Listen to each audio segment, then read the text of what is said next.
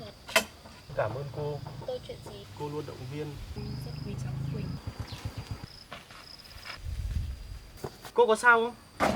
Cô hiểu lầm rồi. Tôi là vợ cũ của anh. Vậy thì hơn. Tôi chỉ nói sự thật thôi. Và đừng tự ý đến nhà tôi nữa. Cô đi đi. Cô Hạnh. Anh Đức. Đứa con. Cuộc sống có thể thay đổi.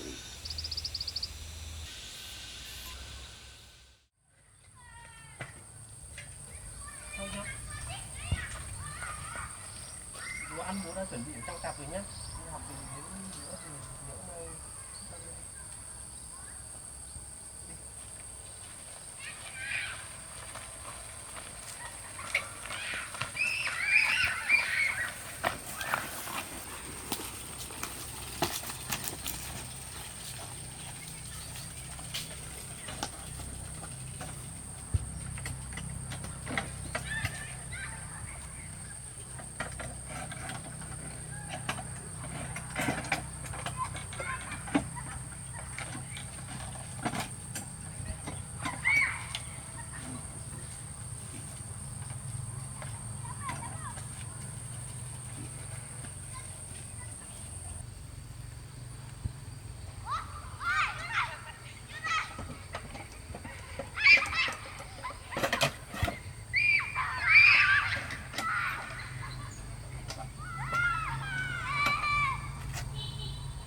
Con lên xe đi.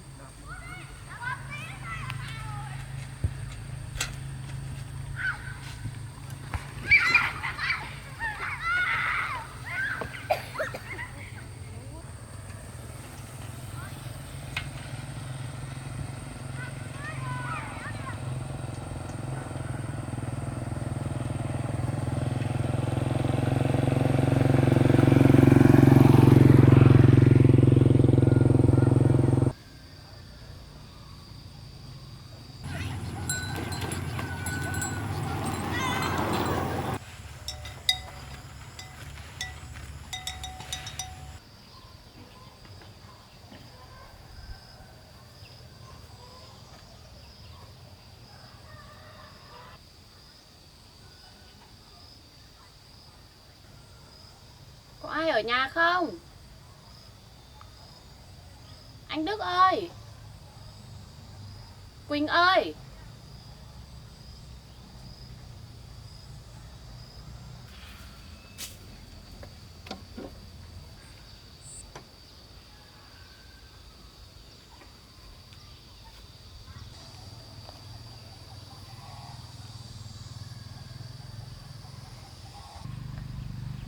Chắc là hai bố con anh ấy đi đâu đó thôi. Mình đứng chờ hai bố con anh ấy một lát.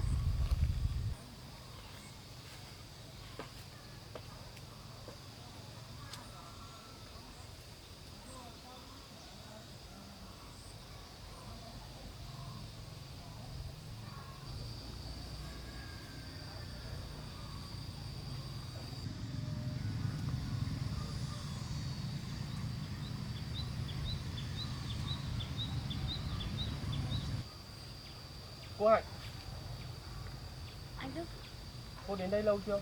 tôi cũng đến được một lúc rồi. Tôi định đến hỏi thăm hai bố con nhưng gọi mãi chẳng thấy ai. Phải thấy cửa khóa. Tôi vừa đưa cháu Quỳnh đến trường. Cháu đi học rồi cô Hạnh ạ. Ra là vậy. Mời cô Hạnh vào nhà uống nước.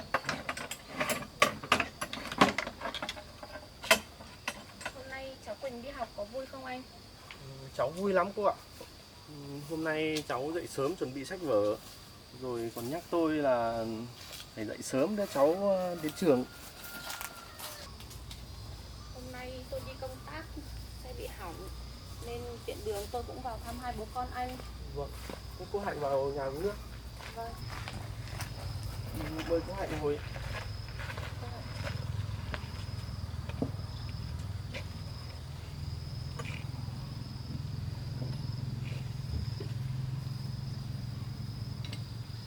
Cô Hạnh uống nước. Anh cũng uống nước đi. Cô uống nước đi.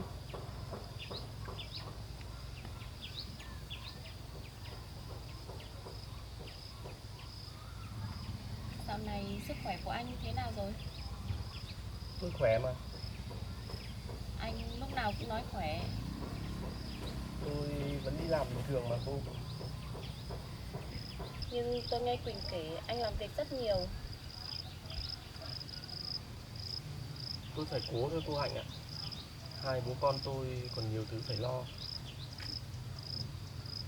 Anh mới trở về, sức khỏe còn chưa hồi phục hẳn. Tôi chỉ cần nhìn thấy Quỳnh được đi học, có cơm ăn, có quần áo mặc, thấy cháu được vui thì tôi cũng thấy vui và có sức khỏe rồi cô Hạnh ạ. Cô Hạnh này, tôi thật sự muốn cảm ơn cô. Anh cảm ơn tôi chuyện gì? Từ ngày cô biết đến hoàn cảnh của hai bố con tôi, cô luôn động viên. Có những lúc khó khăn nhất, cô cũng ở bên động viên. Quỳnh rất là quý cô Hạnh ạ. Tôi cũng rất quý cháu. Tôi biết, thật lòng tôi rất là biết ơn. Anh không cần cảm ơn tôi nhiều như vậy đâu. Tôi chỉ làm những gì mình nên làm thôi. Nhưng với hai bố con tôi, những điều nhỏ ấy cũng rất là quý.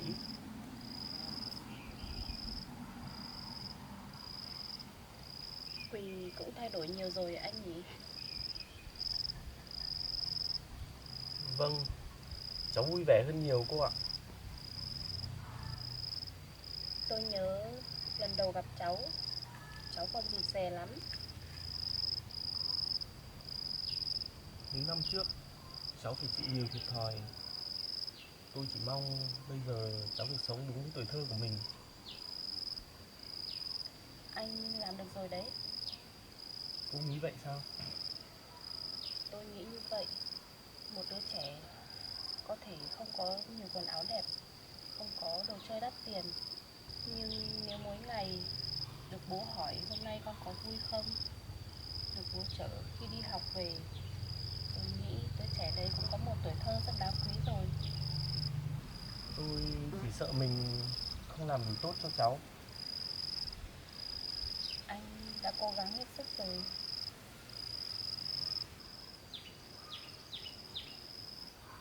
Thực ra tôi cũng rất quý hai bố con anh. Quý sao? Một phần cũng chỉ vì hoàn cảnh.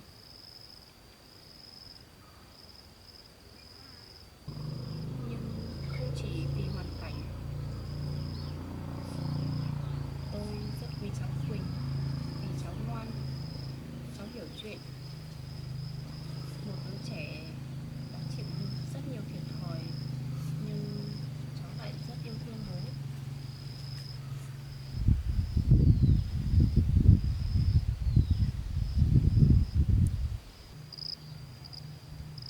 Còn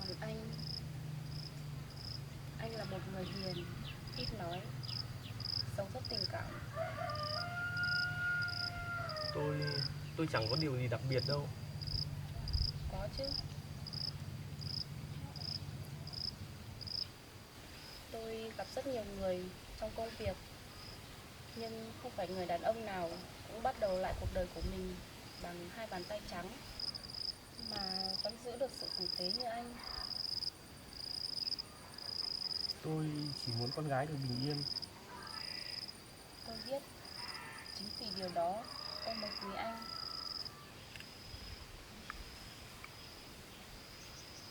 Chiếc xích đu này anh làm cho Quỳnh phải không? Vâng, Anh tự làm à? tôi tự làm cho Quỳnh. Cháu thích lắm cô ạ. Tôi thấy rồi, mỗi lần tôi đến đây thấy cháu ngồi trên chiếc xích đu, cháu cười, tôi cũng vui lắm. Cảm ơn cô. Lại cảm ơn nữa rồi. Anh có định ở đây lâu dài không? Tôi chưa biết. Nhưng trước mắt tôi muốn ổn định cho Quỳnh. cho cháu được học hành đàng hoàng. Sau này có tiền tôi sẽ sửa sang lại ngôi nhà. Vậy anh có ước mơ gì cho bản thân không?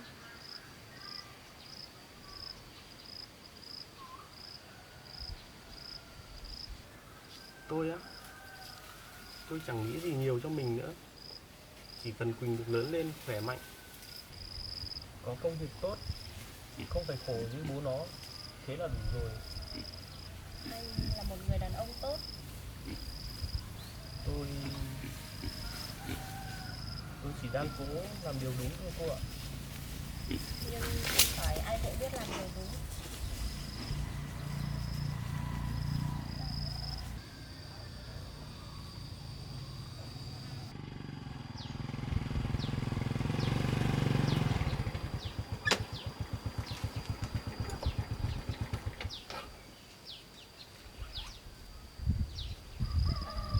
Nay tôi có mấy quyển vở sang nhưng không gặp cháu Quỳnh.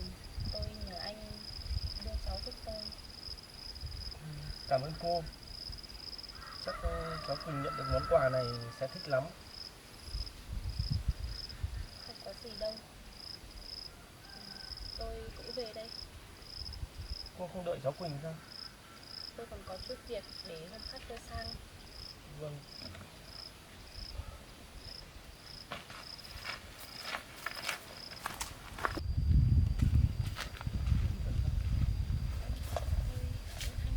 Lại là cái cô cán bộ xã.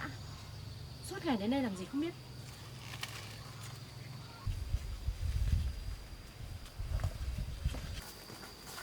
Cô Hạnh, cô có sao không?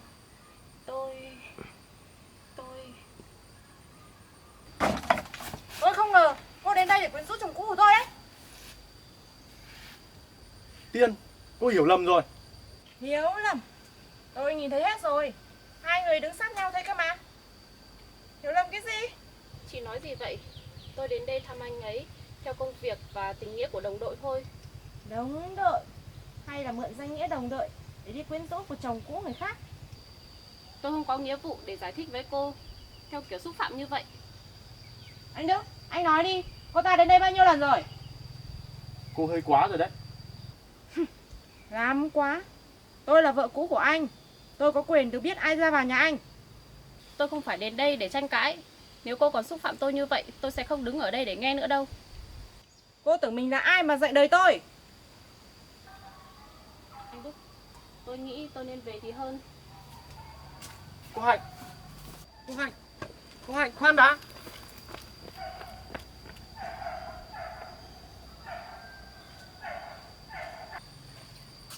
Cô đã hài lòng chưa? Anh Đức này, anh mới về chả được bao lâu mà đã có người ở trên xã quan tâm anh rồi nhỉ? Đúng là người có bản lĩnh, đi đâu cũng có người giúp nhỉ? Mà cô gái kia vừa xinh đẹp, vừa tài giỏi, lại còn có ô tô. Hai người nói chuyện với nhau cũng thân mật quá nhỉ? Hay anh định dựa vào cô ấy để giải quyết vấn đề tiền bạc? Cô nói đủ chưa? Sao? Tôi nói sai à? Cô có thể chê tôi không có tiền, có thể chê tôi nghèo, nhưng cô đừng có trách móc, hiểu lầm người đã đến giúp bố con tôi. Tôi chỉ nói sự thật thôi. Không, cô đang cố xúc phạm người khác để đạt được mục đích của mình. Từ trước đến giờ tôi nhịn cô chỉ vì Quỳnh. Tôi không muốn con nhìn thấy bố mẹ cãi nhau để rồi cuối cùng người chịu thiệt vẫn là con. Nhưng tôi càng nhẫn nhịn cô càng lấn tới. Hôm nay tôi sẽ nói rõ, mời cô đi ra khỏi nhà tôi. Anh vừa nói gì? Tôi nói mời cô đi ra khỏi nhà tôi. Anh không có quyền đuổi tôi. Tôi và cô từ hôm nay sẽ không còn quan hệ gì nữa. Đây là nơi tôi sống, tôi tự dựng căn nhà này. Tôi sẽ không để cô bước vào đây để xúc phạm ai thêm một lần nào nữa. Anh thay đổi rồi đấy. Không, tôi vẫn là tôi, chỉ vì trước đây tôi quá nhẫn nhịn. Tôi nghĩ mình chỉ cần chịu thiệt một chút thì Quỳnh sẽ được bình yên. Nhưng tôi đã sai. Tôi nhịn cô không phải vì tôi sợ cô. Tôi nhịn cô vì cô là mẹ của con gái tôi. Nhưng tôi đã sai. Có những người càng nhẫn nhịn thì càng nghĩ mình có quyền chà đạp lên người khác. Anh nói hay lắm. Nhưng nói hay, còn chuyện tiền bạc thì Thì anh định như thế nào? Tôi hỏi anh một lần nữa, tiền của tôi đâu? Không có, Không có. không có số tiền nào ở đấy hết. Anh phải trả tiền cho tôi. 3 năm tôi nuôi Quỳnh. Tôi không có nghĩa vụ phải trả cho cô số tiền mà cô tự đặt ra. Anh nói cái gì? Tôi đi lính là trách nhiệm với Tổ quốc. Còn cô là mẹ của Quỳnh, cô phải có nghĩa vụ chăm sóc Quỳnh. Nhưng cô hãy nhìn lại những gì mình đã làm. Con gái cô đang đi học, cô lại bắt con phải nghỉ học. Một đứa trẻ đáng lẽ ra phải được đi học thì cô lại bắt con phải nghỉ học. Cô bán nhà bán đất để rời bỏ cuộc sống cũ, đi theo người khác. Giờ cô lại quay trở lại đây và nói là vì con sao? Tôi cũng phải sống chứ. Đúng, cô có quyền sống cho cuộc đời của mình. Nhưng cô đừng có lấy tuổi thơ của Quỳnh ra để đánh đổi lấy điều đó. Tôi không trách cô vì đã bỏ đi, nhưng tôi trách cô vì khi cô đi, cô đã để lại con ở phía sau. Và bây giờ cô quay lại không phải để hỏi con có khỏe không, con có nhớ mẹ không, mà cô quay lại đây chỉ vì tiền. Anh đừng có mà lên mặt dạy đời tôi. Tôi không dạy đời cô, tôi chỉ nói những gì tôi đang thấy. Còn cô muốn nghĩ thế nào thì nghĩ. Không có tiền thì anh định làm gì? Tôi sẽ làm việc, tôi có đôi tay, tôi sẽ nuôi con bằng sức lao động của mình. Chỉ bằng sức lao động mà nuôi được con sao? Tôi không cần chứng minh với cô, tôi chỉ cần chứng minh với Quỳnh rằng bố của con bé dù khổ đến đâu cũng sẽ không bỏ con. Anh tưởng tôi sẽ để yên sao? Tôi không biết cô sẽ làm gì, nhưng từ hôm nay tôi sẽ không chạy theo những yêu cầu vô lý của cô nữa. Nếu cô nghĩ mình có quyền thì hãy dùng pháp luật để giải quyết. Tôi sẽ đối diện, tôi sẽ không trốn. Bây giờ mời cô ra ngoài. Anh dám đuổi tôi? Tôi đã nói rõ rồi, và đừng tự ý đến nhà tôi nữa. Anh sẽ phải hối hận vào ngày hôm nay. Tôi đã hối hận quá nhiều rồi. Nhưng điều tôi hối hận nhất là tôi đã nhẫn nhịn cô quá lâu. Cô đi đi.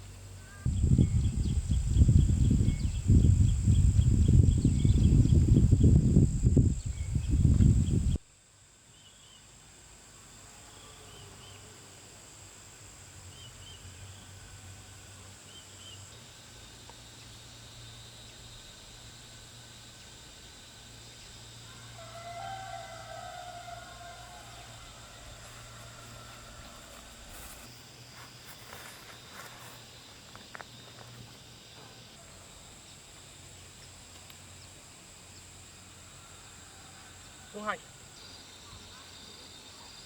Anh Đức, sao anh lại ra đây?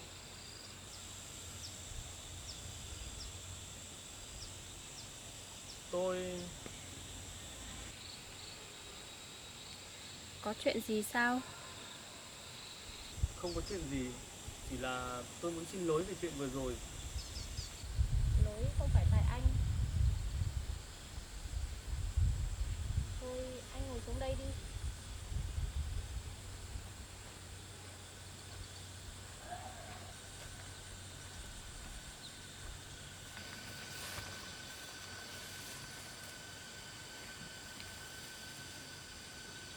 Anh Đức, tôi vẫn có một điều muốn hỏi anh. Có chuyện gì vậy? Cô cứ hỏi đi. Những năm tháng anh đi lính rốt cuộc đã xảy ra chuyện gì?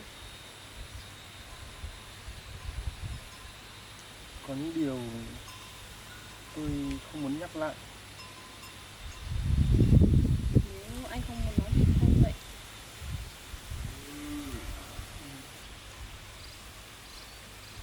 Không sao. Có lẽ hôm nay tôi muốn kể cho cô nghe.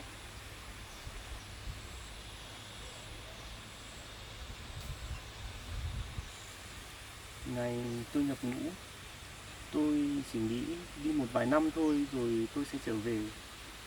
Tôi còn trẻ, tôi còn có vợ, có một đứa con gái nhỏ. Tôi cứ nghĩ chỉ cần hoàn thành nhiệm vụ rồi sẽ được trở về với gia đình. Nhưng trong một lần làm nhiệm vụ, tôi bị lạc mất đơn vị.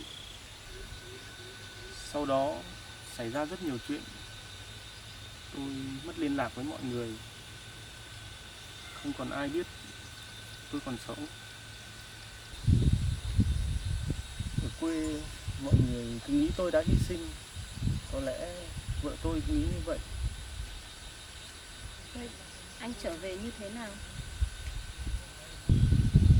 Khi tôi trở về, mọi thứ đã thay đổi.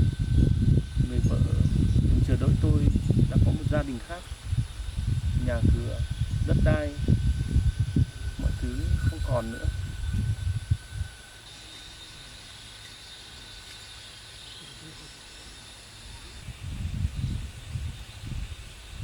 Tôi đứng trước nơi từng là nhà của mình mà chẳng biết phải đi về đâu. Nhưng điều tôi đau nhất không phải là mất nhà,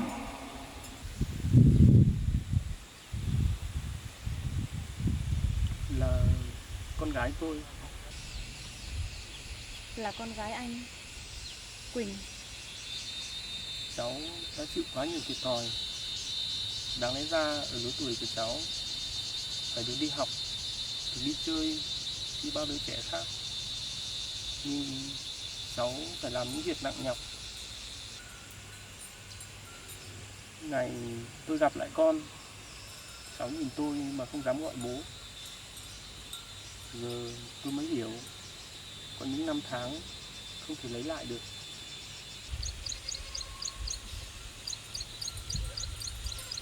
Rồi anh làm thế nào? Tôi chẳng có gì ngoài hai bàn tay trắng. Tôi tự dựng một căn nhà không đẹp cũng không rộng, nhưng ít nhất cháu có một nơi để ở. Anh tự làm hết sao? Những gì tôi làm được thì tôi tự làm, không làm được thì học cách làm. Tôi đi thu hoạch, đi làm thuê, có ngày thì được vài trăm nghìn nhưng vẫn vui. Thì có tiền cho Quỳnh. Vâng.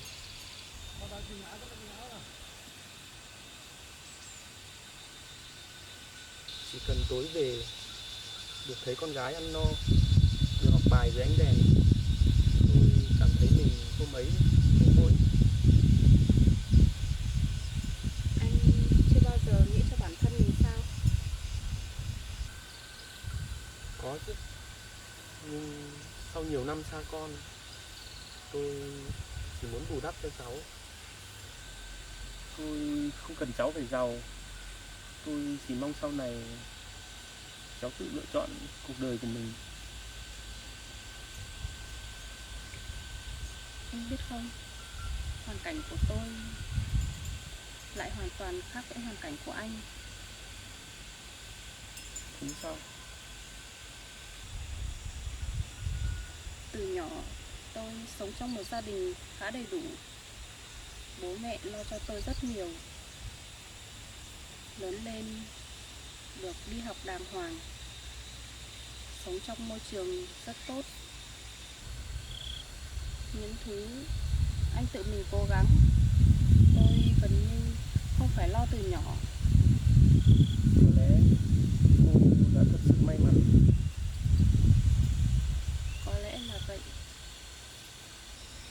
Sau khi học xong, tôi được tuyển vào quân đội và được làm việc luôn đến tận bây giờ. Gia đình cô chắc tự hào về cô lắm. Bố mẹ tôi tự hào, nhưng cũng có những chuyện phải làm tôi đau đầu. Chuyện gì vậy? Chuyện tôi lấy chồng. À, Bố mẹ tôi lúc nào cũng muốn tôi lấy một người có công việc ổn định, có nhiều tiền, gia đình tốt. Nhiều lúc bố mẹ tôi còn giới thiệu cho tôi những người thành đạt.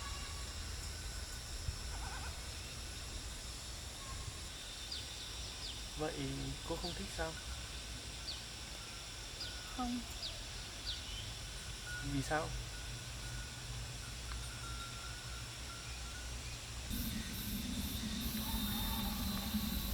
tôi không cần một người chồng giàu. Tôi chỉ cần một người bình thường, biết thương vợ, biết thương con. Khi về nhà, hai người có thể ngồi cạnh nhau, ăn một bữa cơm. Không cần nhà thật lớn, không cần xe sang, chỉ cần người đó thật lòng. Tôi thích một cuộc sống giản dị. Sáng thức dậy cùng nhau, ai đi làm thì đi làm.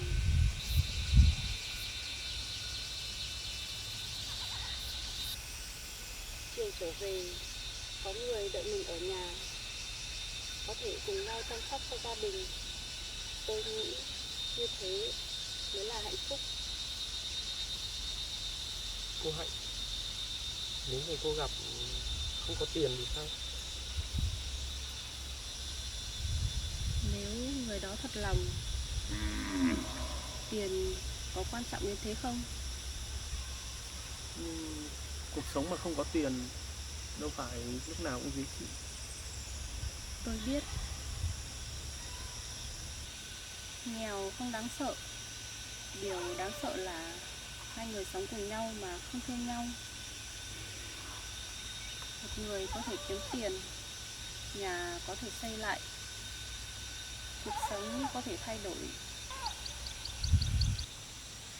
Nhưng nếu một người không có lòng thương người, có nhiều tiền cũng chẳng làm được gì. Cô nói đúng. Nhưng một người như tôi chắc chẳng có ai lấy đâu. Sao anh lại nghĩ như vậy?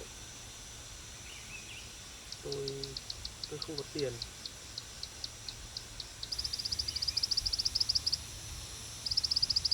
Không có nhà cửa đàng hoàng, lại còn có một đứa con. Cuộc sống của tôi còn có quá nhiều việc phải giải quyết. Anh nghĩ người ta chỉ nhìn vào những thứ đó sao? Tôi không biết. Còn tôi thì không.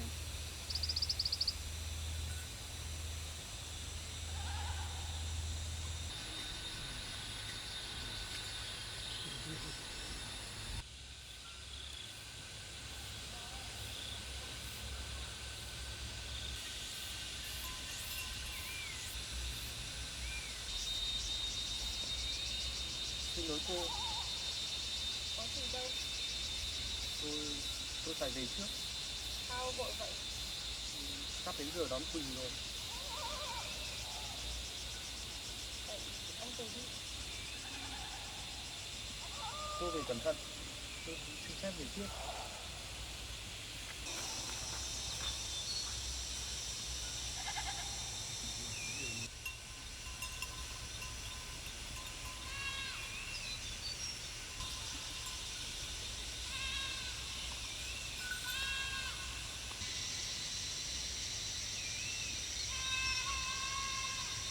Cảm ơn cô vì hôm nay đã lắng nghe tôi.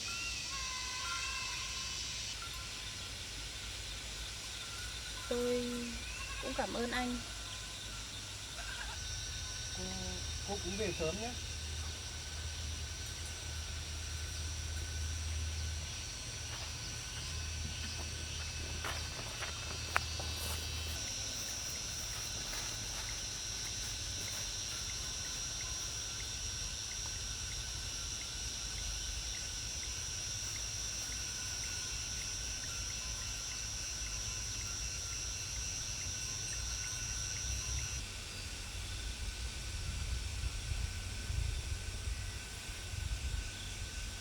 Một người đàn ông chẳng có gì ngoài đôi bàn tay tay sạn. Vậy mà sao mình lại cảm thấy đáng tin đến như vậy?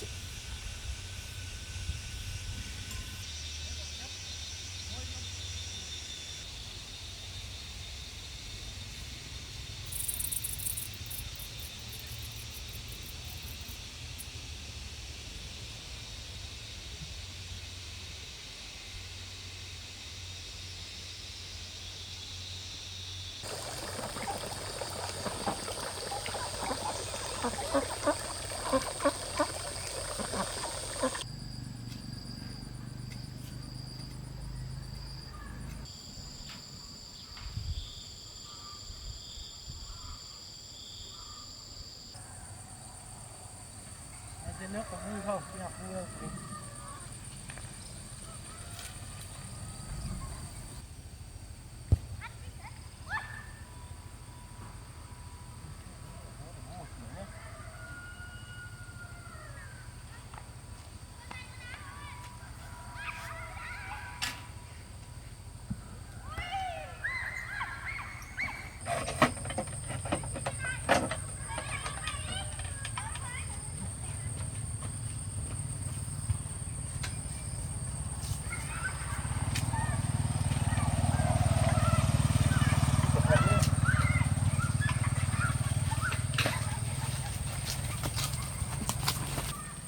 Hôm nay đi học có mệt không con?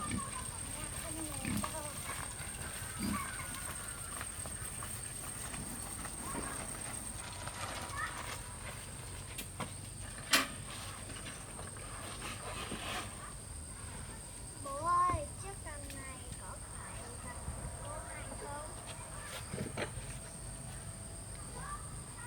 Đúng rồi con ạ. Đây là cặp của cô Hạnh để quên đấy. Cô Hạnh đến đây ạ? Lúc bố đưa Quỳnh đi học thì cô Hạnh có đến nhà mình. Nhưng mà con đi học rồi nên là cô Hạnh không gặp được con. Thế cô có nói gì với bố không ạ?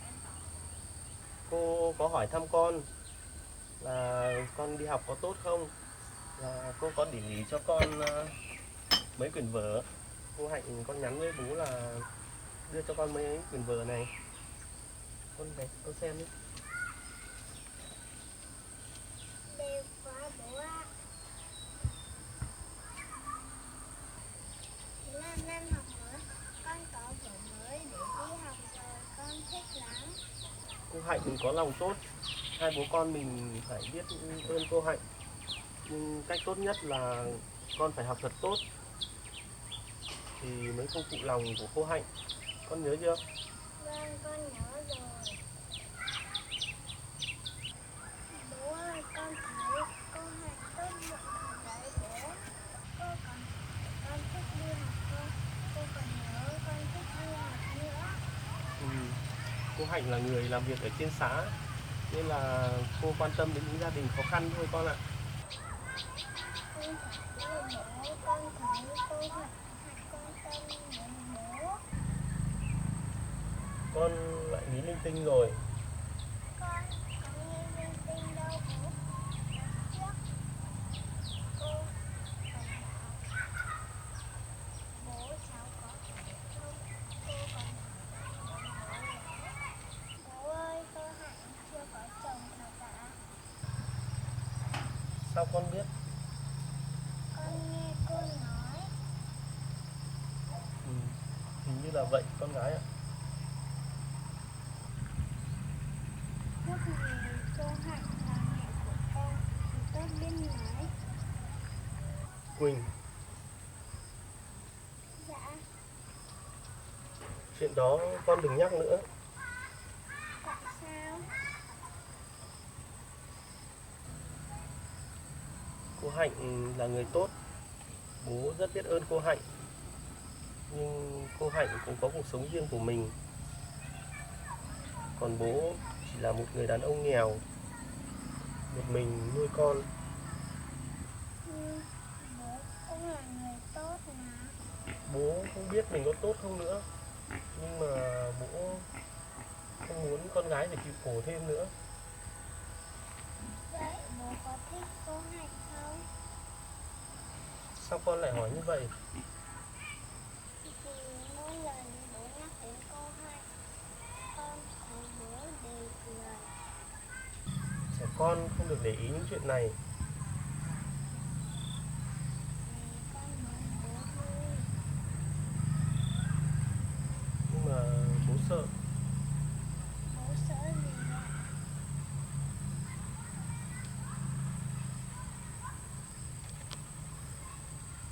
Cô Hạnh là người tốt, có công việc ổn định. Còn bố thì nghèo, chỉ có bộ quần áo chai sạn và đôi bàn tay trắng. Bố sợ mình không xứng với cô ấy.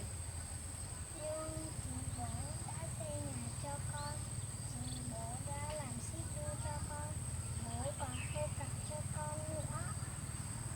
Chính đôi tay của bố mà con muốn đi học. Đối với con, bố là người giỏi nhất. Con không cần cô Hạnh mua đồ cho con đâu. Con chỉ muốn sau này nếu có một người mẹ, con cũng muốn người đó dịu dàng như cô Hạnh. Lúc con làm sai, không mắng con nhiều. Khi con buồn, mẹ hỏi con có làm sao không. Khi con đi học về, mẹ hỏi hôm nay con đi học có vui không. Con chỉ muốn có một người mẹ thật sự yêu thương con. Quỳnh à, bố xin lỗi. Bố đừng xin lỗi, bố đã làm tất cả vì con rồi. Bố chỉ sợ bố không quan tâm được con, không được lo cho con có một cuộc sống như những đứa trẻ khác. Con không cần cuộc sống đầy đủ đâu bố. Con chỉ cần được ở với bố, được ăn cơm cùng bố là con đã thấy hạnh phúc rồi. Nếu cô Hạnh vì bố thì bố làm bạn với cô Hạnh. Đi, bố đừng tưởng bố nghèo mà không có ai yêu thương. Bố nghèo nhưng bố yêu thương con. Cô Hạnh sẽ nhìn thấy điều đó. Có những chuyện của người lớn con sẽ không hiểu được đâu.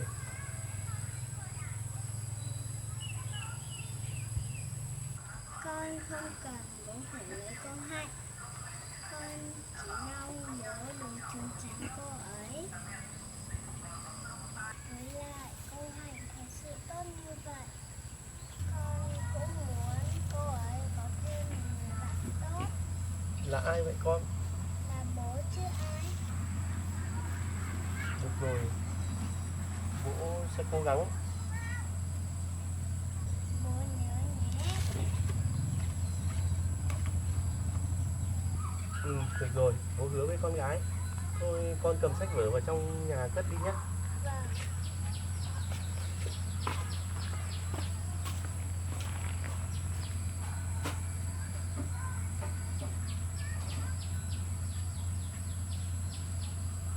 Có lẽ điều mình cần lúc này không phải là có xứng đáng hay không, mà phải sống thật tốt, để một ngày nào đó người khác nhìn thấy mình cũng có giá trị